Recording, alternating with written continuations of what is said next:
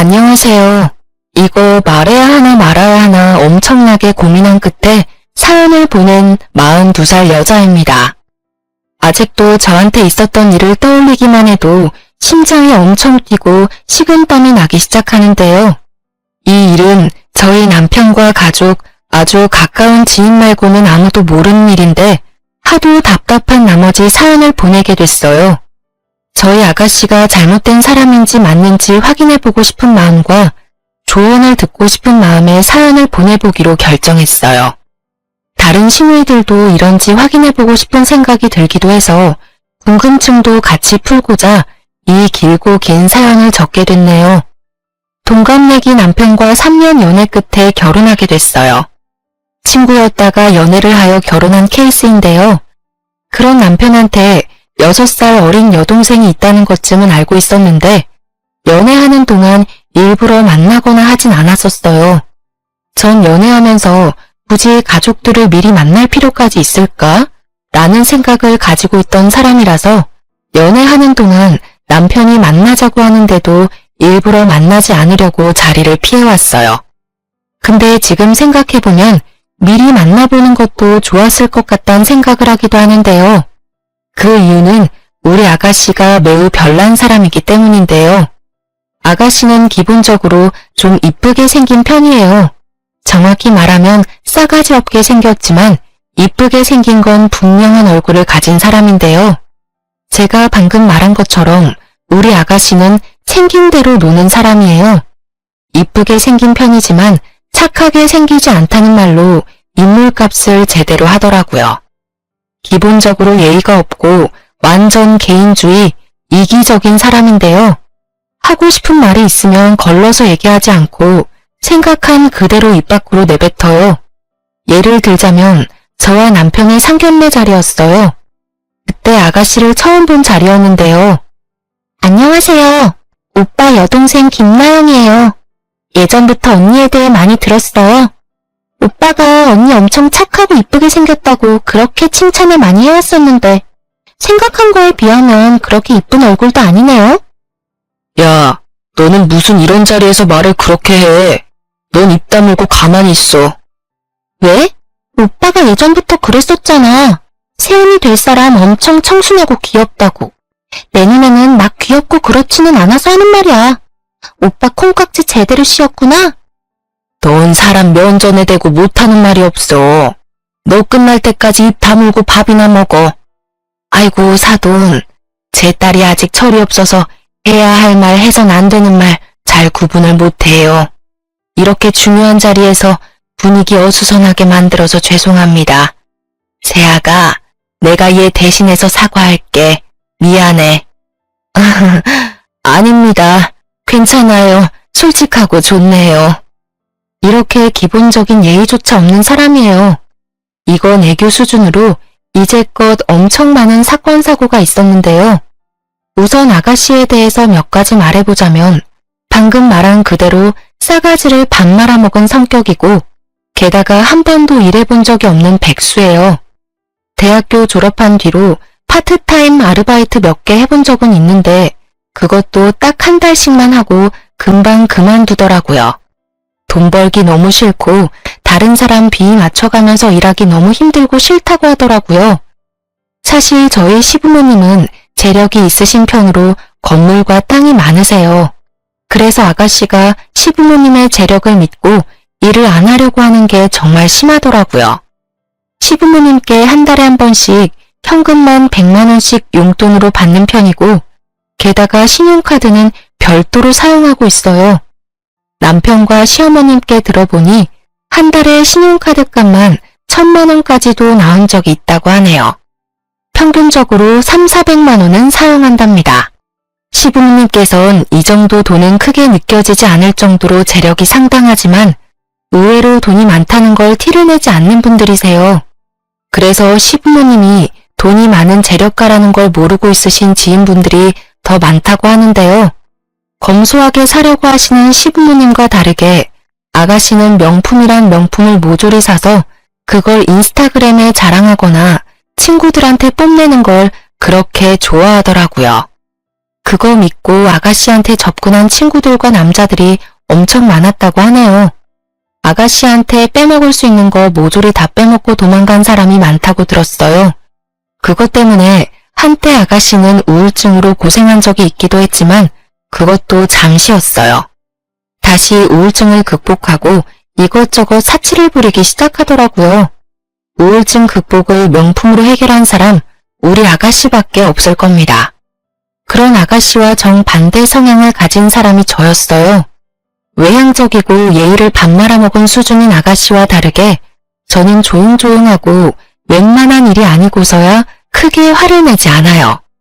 제가 워낙 조용조용하니까 할 말도 못하고 소심한 사람인 줄 아는데 최대한 말을 아끼는 것뿐이지 할 말은 다 하고 사는 사람이거든요.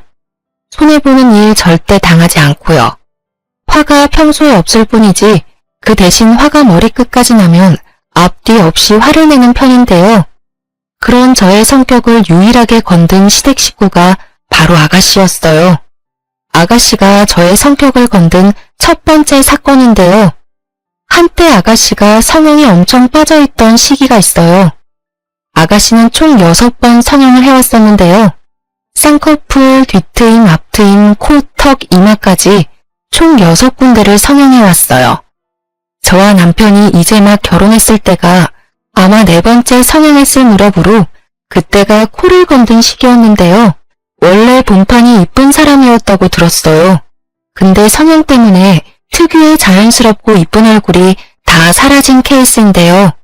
제가 옛날 아가씨의 얼굴을 보니까 정말 말이 안 나올 정도로 이쁘더라고요. 지금도 충분히 이쁜 얼굴이긴 하지만 저는 솔직히 예전 모습이 더 낫다고 봐요. 그렇게 제가 남편과 결혼하고 난 뒤로 6번까지 성형을 연달아하게 됐는데 그것도 모자라서 코 재수술을 하겠다며 시어머님께 돈 달라고 사정사정을 하더라고요. 엄마, 딱 한 번만이야, 딱 한 번. 하나밖에 없는 딸이 이렇게 사정하는데 좀 도와줄 수 없어? 지금 코끝이 너무 마음에 안 든다고. 이것 때문에 신경 쓰여서 잠도 안 와. 너 지금 얼마나 이상한지 알고는 있어? 너 예전 얼굴 하나도 없어. 지금 너 내 딸 아닌 것 같아. 얼굴 싹 변했다니까. 변하려고 성형하려고 하는 거잖아. 예전 얼굴 그대로 남아있게 하려고 누가 성형을 하겠어, 어? 이제 마지막이야, 마지막. 부탁할게. 절대 안 돼. 너 얼굴에만 2천만 원 가까이 들어갔어. 그것도 내 돈으로만. 너희 아빠 또 너 성형수술 시켜줬다는 거 알게 되면 이제 엄마도 가만히 안 둔대. 그러니까 이제 엄마한테 성형비 달라는 소리 절대 하지 마. 이제까지 시어머님이 아가씨 성형 비용만 2천만 원 가까이 지원해줬다고 하더라고요. 아버님은 끝까지 성형하지 말라고 반대했었는데 그런 아버님의 말을 무시하고 본인 고집대로 성형한 결과 아버지한테 제대로 혼냈다고 들었어요. 약 3개월 동안 용돈이 끊기고 한 달 동안 외출금지까지 당했었는데요. 근데 그것도 금방 까먹은 건지 이번에 또 성형하고 싶다고 시어머님께 엄청 징징거렸었네요. 아버님께서 아가씨 한 번만 더 성형시켜주면 어머님 카드까지 압수한다고 으름장을 놓으신 상태라 어머님도 아가씨의 성형을 끝까지 반대하시더라고요. 아가씨는 7살 어린애가 된 것처럼 울기도 엄청 많이 울었는데요. 그런 아가씨가 어느 날 갑자기 저한테 찾아온 적이 있었어요. 말도 없이 집까지 찾아왔길래 무슨 일인가 싶었어요. 원래 저한테 연락도 없이 찾아오거나 그런 적이 단 한 번도 없었거든요. 그 정도로 친하지 않기 때문인데요. 그런 갑작스러운 아가씨의 내방에 놀란 저는 급하게 시원한 커피 한 잔과 과일을 대접했어요. 아가씨, 연락도 없이 갑자기 어쩐 일로? 왜요? 전 연락도 없이 찾아오면 안 돼요? 그게 아니라 이제껏 이렇게 갑자기 찾아온 적이 없었으니까 하는 말이죠. 됐고, 저 언니한테 할 말 있어서 왔어요. 언니도 알죠? 우리 엄마도 이제 나 성형 안 시켜주는 거. 원래 엄마가 모두 지원해주던 부분인데 아빠 때문에 엄마도 이제 성형 안 시켜주더라고요. 딱 마지막으로 코 재수술하고 싶은데 하필 이때 아빠가 엄마한테 겁주는 바람에. 언니가 이번에 제 성형 비용 좀 보태줄 수 있어요? 이런 일이 혹시 있을까봐 돈 조금 모아둔 게 있어요. 근데 돈이 좀 모자란 것 같은데 언니 조금만 도와줄 수 없을까 해서요. 아니요. 미안하지만 전혀 해줄 생각 없어요. 어머님도 안 해주겠다는 거 왜 제가 해드려야 해요? 언니 모아둔 돈 좀 있는 걸로 알고 있는데요. 그거 계속 갖고만 있으면 뭐 할 건데요? 쓰라고 있는 돈 저한테 빌려준다 생각하고 주면 안 돼요?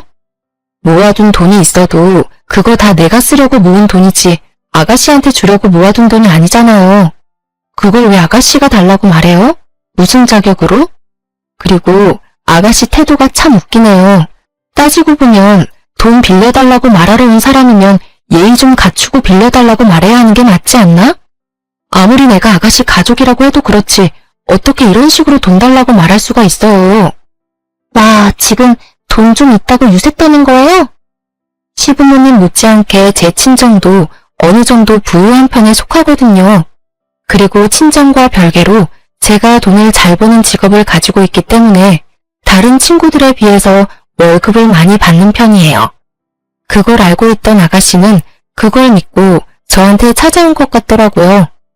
남편한테 부탁할 수 있지만 분명 시부모님 귀에 들어갈 게 뻔하니까 저한테 이렇게 찾아온 것 같은데 전 아가씨에게 돈 빌려줄 생각이 전혀 없었어요.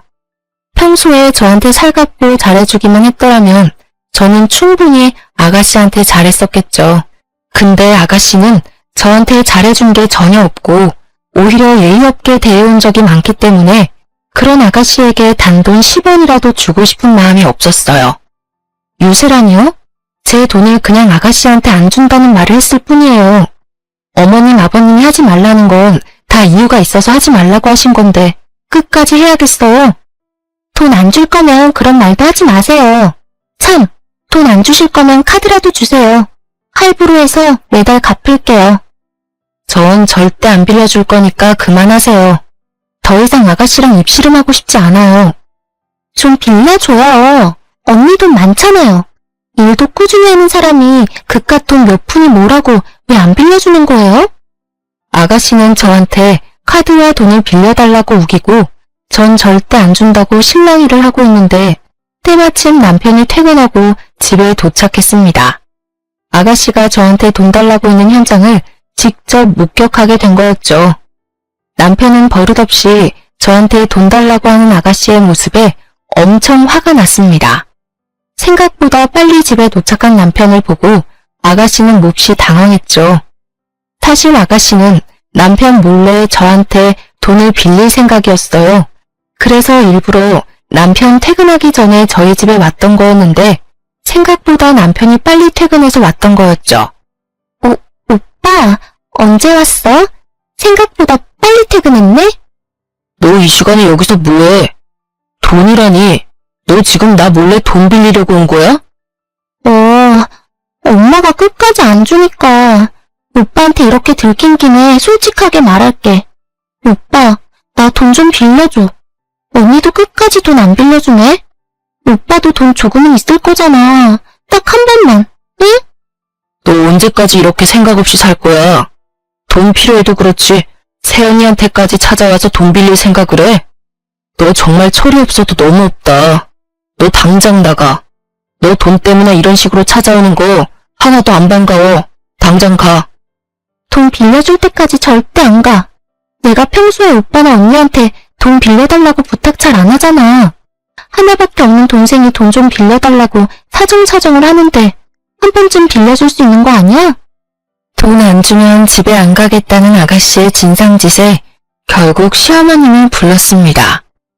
아가씨는 거의 애처럼 울고 있던 중 시어머님은 식은땀을 흘리면서 저희 집에 급히 도착하셨어요.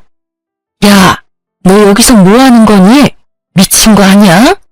아이고, 우리 며느리가 이 시간까지 쉬지도 못하고 내가 대신 사과할게. 너 당장 나와. 집에 가서 얘기해. 어머님, 아버님, 잠시 물 한 잔이라도. 아니야, 너 내일 출근해야 하는데 빨리 자야지. 나 이 계집애랑 얘기 좀 해야겠다. 시어머니께서는 아가씨의 머리채를 잡고 집으로 돌아갔습니다.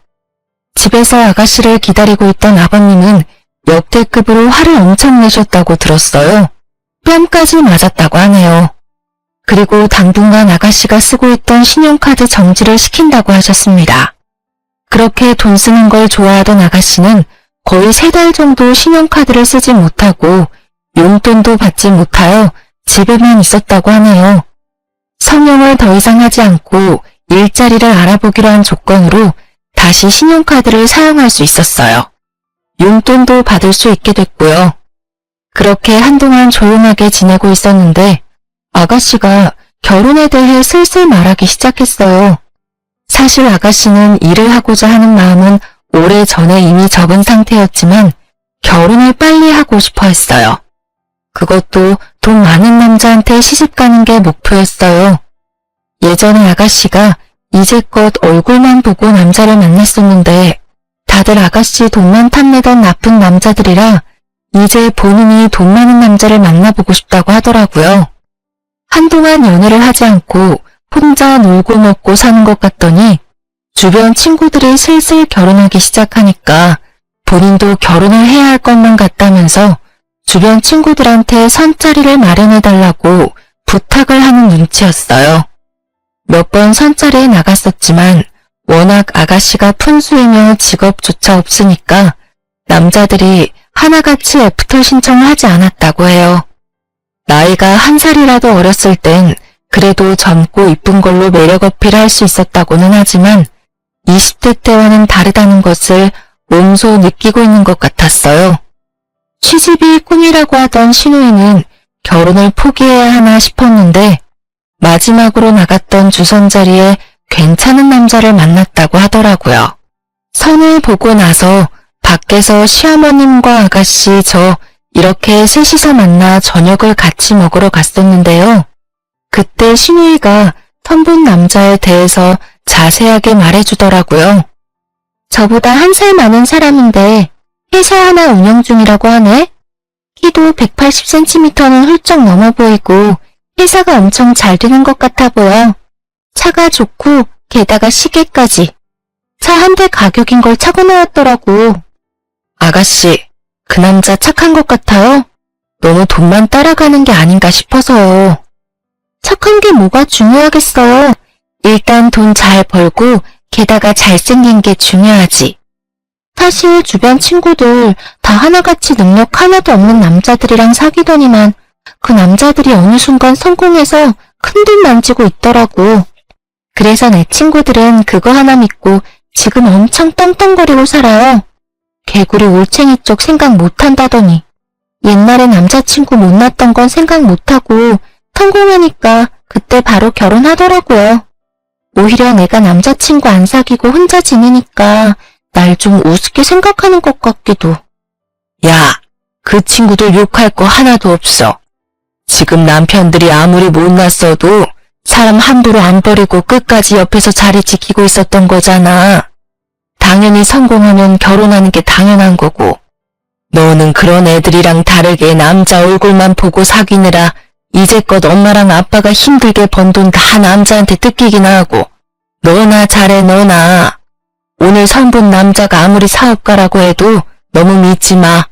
사람 한 번 보고 너무 믿는 거 아니야. 어머님 말씀이 맞았어요. 사실 아가씨는 남자 보는 눈이 하나도 없거든요. 선본 남자가 잘생기고 돈 많은 청년 사업가라고는 하지만 딱 한 번만 보고는 전부는 알 수 없는 거잖아요. 너무 믿지 말고 몇 번 더 만나보고 이 사람 괜찮다 싶을 때 연애하든 결혼하든 알아서 하라고 했더니 그런 어머님과 저의 말을 무시하고 벌써부터 결혼할 생각을 하더라고요. 남자 쪽에서도 아가씨가 마음에 들었는지 연애하자는 말을 하지 않고 결혼하자는 말을 은근슬쩍 했다고 했다네요. 그 말을 듣자 어머님은 좀 걱정이 됐지만 그래도 이렇게 보잘것없는 딸과 결혼해주겠다는 남자가 있을 때 어서 시집 보내야 되겠다는 생각을 하셨어요. 근데 아가씨가 결혼에 대한 생각이 강해질 때쯤 슬슬 돈에 대해 걱정을 하기 시작했어요. 아무래도 이제껏 일을 한 적이 없으니 당연히 모아둔 돈이 없잖아요. 그래서 어떻게 결혼 준비를 해야 하나 고민하는 것 같았어요. 시부모님은 결혼 비용 전액 지원해줄 생각이 전혀 없다고 했거든요. 일부만 지원해줄 뿐 그 이상의 비용은 절대 지원을 해주지 않겠다고 단호하게 말씀을 하셨어요. 아무리 결혼할 남자가 돈 많은 청년 사업가라고 해도 여자 쪽에서도 어느 정도 돈을 갖고 있어야 하는 게 맞다 보니 신우는 걱정이 많아 보였어요. 그런 아가씨가 금요일 저녁에 우리 부부에게 같이 밥을 먹자고 했는데요.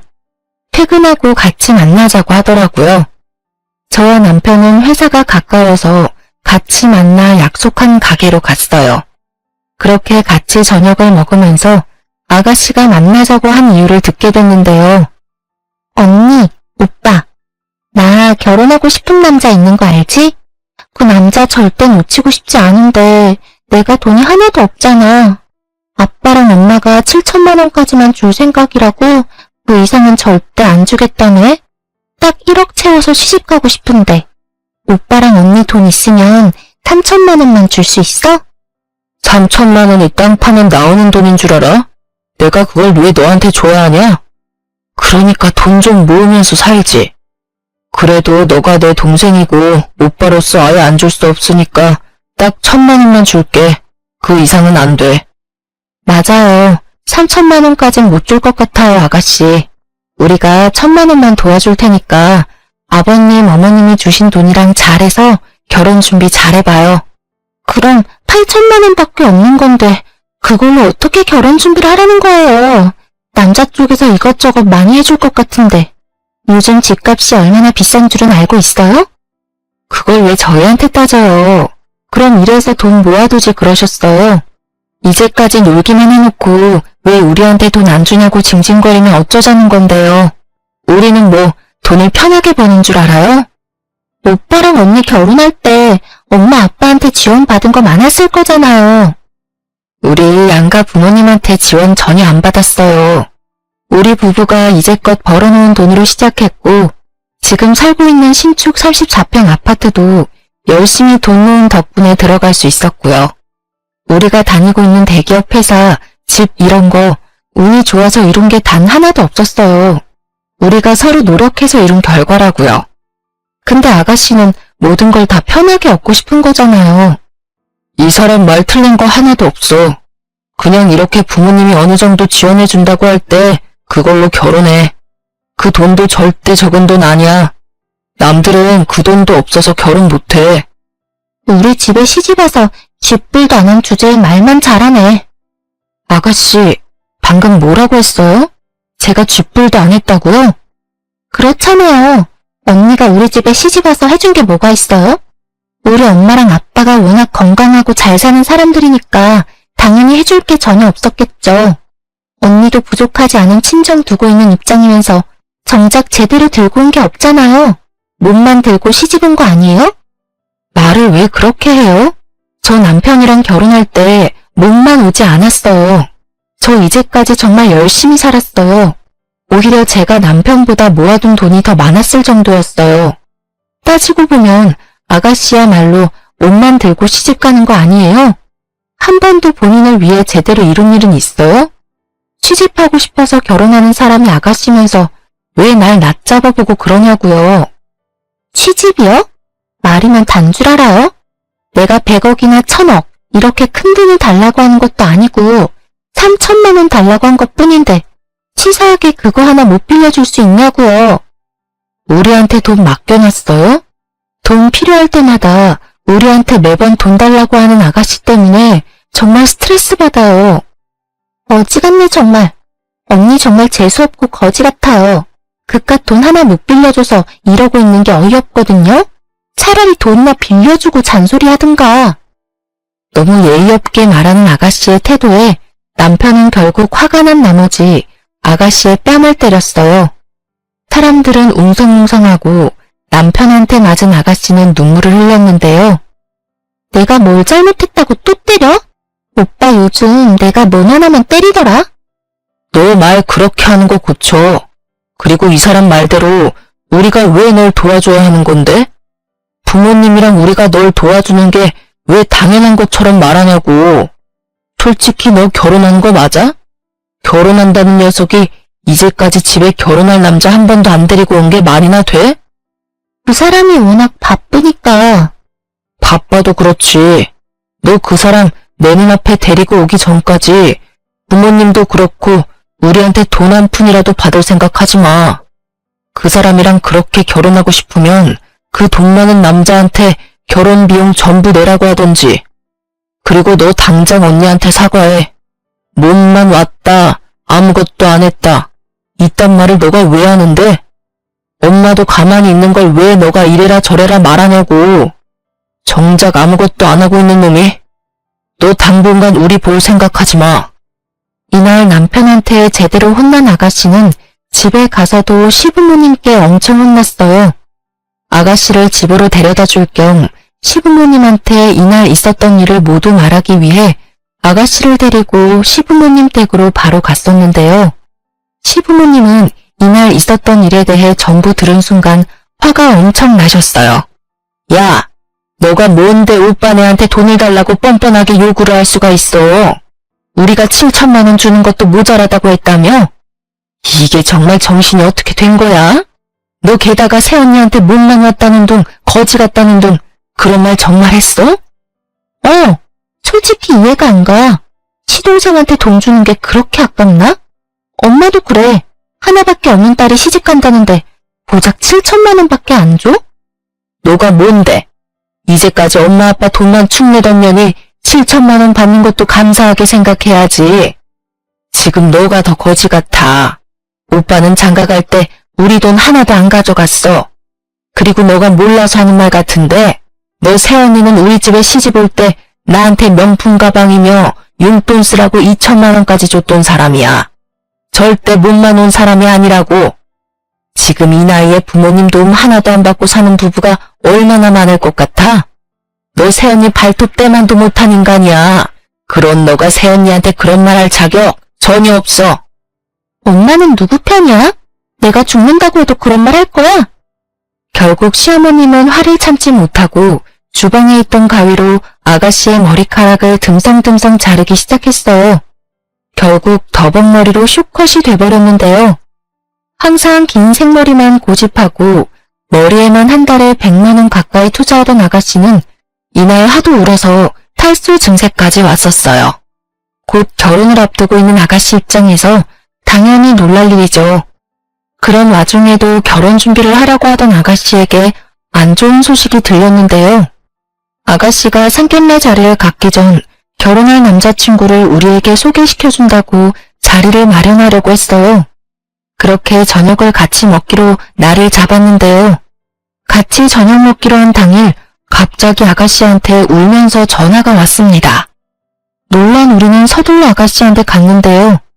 시댁에 도착하니 시아버님은 말없이 담배만 피우시고 시어머니는 침대에 누워서 시름시름 앓고 있었습니다. 거실 바닥에서 아가씨는 엉엉 울고 있었고요. 알고 보니 결혼 약속을 한 남자친구가 사기꾼이라고 하더군요. 청년 사업가라는 것은 전부 거짓말이었고 아가씨처럼 순진한 사람들만 꼬셔서 돈을 받아내던 사람이더라고요. 알고 보니 전에도 몇 명의 여자들과 결혼 약속을 잡아놓고 수천만 원씩 돈을 받아낸 뒤 잠수를 탔던 사람이었습니다. 다행히 아가씨는 부모님께 받기로 한 7천만 원 모두 사기당하진 않았지만 약 2천만 원 가까이 뺏겼다고 들었어요. 그래도 2천만 원이란 돈이 절대 적은 돈이 아니잖아요. 시부모님은 끝까지 속만 썩이는 아가씨 때문에 많이 지친 상태였어요. 아가씨는 결혼 사건 이후 한동안 쥐 죽은 듯이 지내는 듯 했어요. 시부모님도 화병까지 찾아올 정도로 많이 스트레스를 받아 했지만 좀 진정된 느낌이 들었어요. 이 시기에 전 임신하게 됐어요. 저희 부부가 아이를 너무 좋아하는데 결혼한 지 꽤 됐는데도 아이가 잘 생기지 않아서 그게 참 걱정이었는데요. 한동안 이런저런 일이 많았었기에 우리 부부도 그렇고 시부모님도 많이 지치고 우울했었는데 제가 임신을 한 덕분에 집안 분위기가 180도 확 달라졌어요. 시부모님은 제가 임신했다는 소식을 듣자마자 정말 행복해 하셨어요.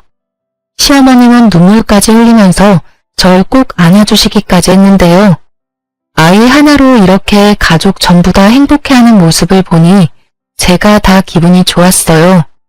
근데 정작 아가씨는 엄청 좋아하지 않았어요.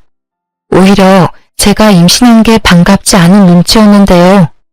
제가 임신한 순간부터 시어머님께서 산모와 아이에게 좋은 음식부터 영양제까지 한가득 챙겨주셨는데요. 아무래도 첫 손자이기도 하고 제가 워낙 아이 갖기 힘든 몸을 가진 상태에서 아이가 생긴 거라 산모부터 건강해야 아이가 건강한 거라고 엄청 잘 챙겨주셨어요. 근데 시누이는 온 가족이 저한테만 관심이 집중되는 게 싫었었나 봐요. 질투가 심해지더라고요. 우리 며느리 갈비찜 좋아하지? 이거 내가 직접 재료 하나하나 다 사서 만든 거니까 안심하고 먹어도 좋아. 이럴 때 엄마가 많이 먹어야지 뱃속에 있는 아기도 무럭무럭 자라는 법이야. 잘 먹겠습니다. 제가 임신하는 바람에 어머님이 고생 많이 하고 계시네요. 죄송해요. 제가 빨리 아기 낳고 집안일 자주 도와드릴게요. 너가 건강한 아이 낳아주는 것만으로도 그게 나한테 효도야, 효도. 너랑 아이만 건강하면 그걸로 됐어. 고작 임신한 걸로 엄청 유세떠네. 임신한 게 우리 집안의 자랑이야. 너는 제발 그 입 다물고 조용히 있어. 가족들 있는 앞에서 사소한 일조차 질투할 정도였는데요. 내가 먹고 있는 음식이 있으면 그걸 모두 뺏어가서 본인이 먹던가 시부모님께서 주신 용돈을 몰래 훔쳐간 적이 있을 정도였어요. 아가씨의 질투가 점점 심해지던 와중에 제가 유산까지 할 뻔한 적이 있었는데요. 저와 시부모님 아가씨 이렇게 주말에 만나 동네 공원 산책을 한 적이 있었어요. 임신할 때 가벼운 산책 정도 해주는 게 좋다고 들어서 주말마다 시어머니께서 집에서 쉬고 있는 절 데리고 여기저기 자주 드라이브 시켜주거나 동네 산책 정도 같이 해주시는 편인데요.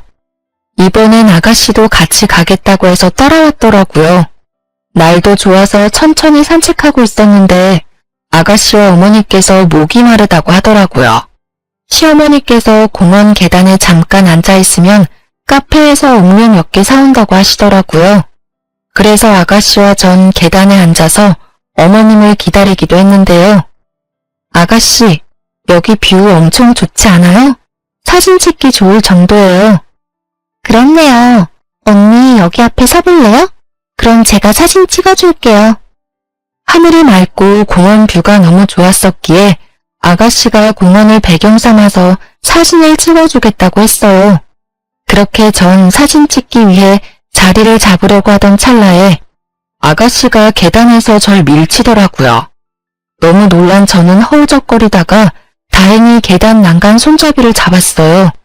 뒤에서 밀친 아가씨 때문에 저는 발목이 접질리게 되고 계단에서 뒹굴 뻔했는데요. 다행히 발목만 접질렸고 다른 곳은 크게 다치지 않았어요. 자칫 제가 계단에서 굴렀더라면 아이를 잃게 될 수 있었어요. 저는 결국 자리에 주저앉아 놀란 나머지 엉엉 울게 됐습니다. 아주 서럽게요. 언니 표정 좀 봐. 언니 정말 놀랬나 보네요. 장난인데 왜 울고 그래요? 야, 너 지금 뭐 하는 짓이야? 어머어머, 우리 새아가 괜찮아? 다친 곳이라도 있니? 저 멀리서 지켜보고 있던 어머님께선 소리를 지르며 저한테 달려오셨어요. 일단 제가 괜찮은지 상태부터 확인하시더라고요. 전 그런 어머님을 보자마자 눈물이 더 나왔습니다. 절 안아주셨고 다독여주시더라고요. 눈치 없는 아가씨는 그저 깔깔깔 웃고만 있더군요. 시어머님은 화날 대로 화가 난 상태였어요. 그 자리에서 아가씨 뺨을 연속으로 3대나 때리셨어요. 너 지금 이게 뭐 하는 짓이야? 너 때문에 은지 다칠 뻔했잖아. 장난이야. 장난 좀 친 걸로 왜 날 때려? 내가 뭘 그렇게 잘못했다고. 아주 유난이야. 새언니 너 때문에 크게 다칠 뻔했어. 너 이거 살인미수야, 살인미수. 가뜩이나 배 나온 상태인데 너 때문에 아이 잘못되기라도 하면 가만 안 둬? 아가씨를 공원에 혼자 두고 어머님은 절 데리고 응급실에 같이 가주셨어요. 다행히 아이와 전 크게 다친 곳이 없었어요. 발목만 놀란 거였고 뼈가 부러진 정도는 아니었어요. 아무런 이상이 없다는 말에 얼마나 다행이던지 응급실에서 시댁으로 바로 가게 됐어요. 연락을 받게 된 남편과 시아버님은 절 엄청 기다린 상태였더라고요. 아가씨도 저희가 집에 도착할 때 맞춰서 집에 들어왔더라고요. 아가씨가 저한테 했던 행동에 대해 알게 된 시아버님은 그 자리에서 아가씨를 향해 회초리를 들었습니다. 으이씨, 아니 왜 나한테만 그래? 맨날 언니만 이뻐하고 난 사람 취급도 안 하고 난 여기서 완전 왕따잖아, 왕따. 너가 애야? 질투 좀 난다고 임신한 사람을 밀쳐? 너 때문에 내 손자 잃을 뻔했어. 너 이제 꼴도 보기 싫으니까 당장 나가. 엄마랑 아빠는 나보다 며느리랑 손자가 그렇게 좋아? 어? 내가 뭐만 하면 안 돼, 싫어. 이런 말만 하고 며느리는 우쭈쭈나 하고 나 정말 억울해서 못 살아. 그 입 닥쳐. 너 때문에 내 아이 죽을 뻔했어. 절대 용서 못해. 알겠어? 한마디만 더 하면 너 경찰서에 넘길 거야. 이날 남편과 시부모님은 상상 이상으로 많이 화가 난 상태였어요. 그 자리에서 신우의 신용카드부터 명품 가방, 신발 등등 모조리 뺏었어요. 게다가 지갑에 있던 돈까지 모두 다요. 아가씨는 신용카드와 돈 모두 뺏기니 그제야 상황 판단이 됐는지 잘못했다고 싹싹 빌더라고요. 내가 잘못했어. 내가 앞으로 조용히 입 다물고 살게. 그러니까 제발 카드만이라도 돌려줘. 어? 너 이제 앞으로 내 자식 아니야. 돈밖에 모르고 이기적인 자식 새끼 이제 없다고 생각하는 게 마음 편해. 엄마, 아빠, 나 딱 한 번만 용서해줘. 나 이거 없이는 아무것도 못해. 제발 사람 한 명 살린다 생각하고 돌려줘. 어머님한테 따로 들은 사실 하나가 있어요. 그건 아가씨의 남자친구 이야기였는데요. 저한테 그런 몰상식한 행동을 하기 전부터 아가씨가 한 남자를 만나고 있었다고 하네요. 예전에 사기꾼 한 명 만난 뒤로 남자 안 만날 것처럼 살더니 언제부터 돈 씀씀이가 다시 커졌다고 해요. 한동안 집에만 있는 것 같더니 일주일에 6일을 밖에서 생활하는 것 같길래 시부모님 입장에서 좀 이상하다고 느꼈다네요. 신용카드 값만 500만 원 이상씩 몇 달을 그렇게 썼다고 해요. 한 번만 더 이렇게 쓰면 신용카드 정지시킨다고 경고까지 했었는데 계속 그렇게 써왔다고 해요. 알고 보니 아가씨가 만나고 있던 남자가 노래방에서 선수로 일하고 있었다고 해요. 우연히 친구들과 노래방에 갔었다가 거기서 남자친구를 만났다네요. 그 이후로 남자친구한테 이것저것 선물 주고 돈 주고 하느라 돈이며 카드며 펑펑 썼다고 합니다. 이 일로 시부모님께서 아가씨를 두고 보고 있었는데 때마침 저한테 그런 몰상식한 일까지 저지르게 됐고 결국 아가씨를 자식으로 생각 안 하기로 결정했어요. 그날 신우이는 입고 있던 옷까지 까발려진 상태로 집에 내쫓겼어요. 속으로 이러다가 말겠지 싶었는데 시부모님의 마음은 변하지 않았어요. 얼마나 아가씨 때문에 마음고생을 했으면 다 큰 딸내미를 땡전 한 푼 없이 밖으로 내보낼까 싶더라고요. 그렇지만 그런 아가씨를 보니 속이 다 시원해지더라고요. 제가 이제까지 당한 일들을 보상받는 기분이 들기도 했었고요. 이 사건 이후로 한동안 신우의 행방에 대해 모르고 지내고 있었는데요. 저희 시부모님과 남편, 저 이렇게 다 같이 밥 먹고 있는데 갑자기 아가씨가 찾아왔어요. 그 이유는 임신 때문이었어요. 엄마, 아빠, 잘 지냈어? 너 여기가 어디라고 찾아와? 당장 안 가? 엄마, 나 한 번만 살려줘. 나 지금 임신이래. 눈앞이 깜깜해. 나 정말 힘들어서 죽을 지경이야. 그 더러운 자식 아이라도 가진 거야? 넌 여전히 제대로 사는 법이 없구나. 이제 정신 차리고 살겠다며. 근데 아직도 정신 못 차리고 그렇게 살고 있던 거였어? 넌 역시 안 되겠다. 나 너가 임신을 했든 죽을 것 같든 이제 전혀 신경 안 쓰고 살련다. 나 돈이라도 빌려줘 그럼. 나 앞으로 이 아이 혼자 키워야 할 것 같아. 근데 이 몸으로 일하기 너무 힘들어. 거지 같은 자식. 일도 제대로 못하고 아직도 돈이나 축내다니. 그건 너가 알아서 할 일이잖아. 넌 이제 내 자식 아닌데 내가 너한테 돈을 왜 주니? 앞으로 우리 집 근처에도 얼쩡거리지 마. 너가 죽는다고 해도 장례식 절대 안 가. 어머님은 집에 있는 소금을 아가씨한테 뿌리면서 내쫓았어요. 이날 이후 아가씨에 대해 몇 가지 알게 됐어요. 어머님께 들은 대로 선수로 일한 남자와 작은 월세방에서 살고 있었다고 해요. 근데 그 남자의 아이를 임신한 순간 그 남자는 바로 도망갔다고 하네요. 게다가 월세방 보증금까지 갖고 가서 아가씨는 돈이 정말 땡전 한 푼 없어요. 그래서 한동안 궁핍하게 생활하다가 도저히 안 되겠는지 미혼모 센터를 알아보고 있다고 들었어요. 그리고 임신하면 기형아 검사를 받거든요. 그 검사 결과 아가씨의 아이가 기형아로 태어날 가능성이 있다고 해요. 그래서 그 일로 스트레스가 이만저만 아니라네요. 하지만 저와 관련 없는 일이다 보니 제가 직접 나서서 도와주거나 한 건 없어요. 아가씨 때문에 제 아이가 죽을 뻔한 상황까지 있었는데 제가 뭐하러 그런 아가씨를 도와주겠어요. 시부모님도 그런 아가씨의 행방을 알고 있음에도 끝까지 신경 쓰지 않는다고 해요. 이제껏 아가씨 때문에 날린 돈이 엄청난 수준이잖아요. 게다가 사고들을 수습하느라 힘들었던 시부모님은 이제 아가씨 때문에 남은 삶을 힘들게 살고 싶지 않다고 해요.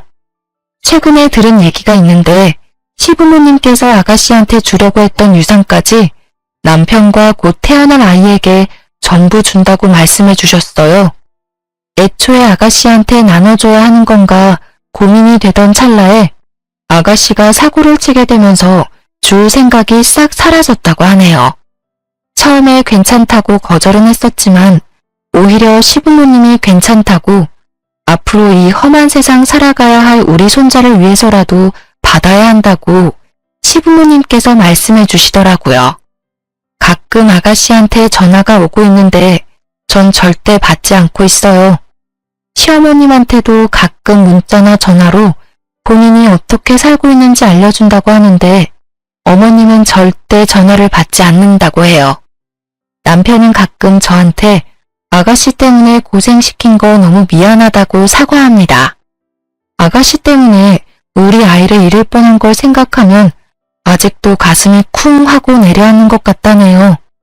저도 마찬가지로 그때 생각만 해도 아찔해요. 한때 편하게 돈만 쓰면서 살던 아가씨가 질투와 남자 눈에 멀어서 결국 본인 인생을 망쳤어요. 앞으로 아가씨 때문에 마음 고생할 일이 없어서 너무 행복하고 좋네요. 곧 태어날 아이만 신경 쓰고 살 생각이에요. 어머님, 아버님도 곧 태어날 손자가 너무 보고 싶다고 노래를 부르세요. 전 이번 결혼 생활을 하면서 느낀 게 있다면 남편을 보면 그 가족에 대해 안다고 하는데 꼭 그렇지만은 않았어요. 개인적인 생각으로는 남편이 가운데서 어떻게 행동하느냐가 매우 중요한 것 같아요. 그리고 집안의 중심이자 어른인 시부모님도 어떤 사람인지 꼭 볼 필요가 있다고 생각해요. 한때 고생은 많이 했었지만 앞으로 열심히 행복하게 살 생각이에요. 이제까지 저의 이야기를 들어주셔서 감사합니다.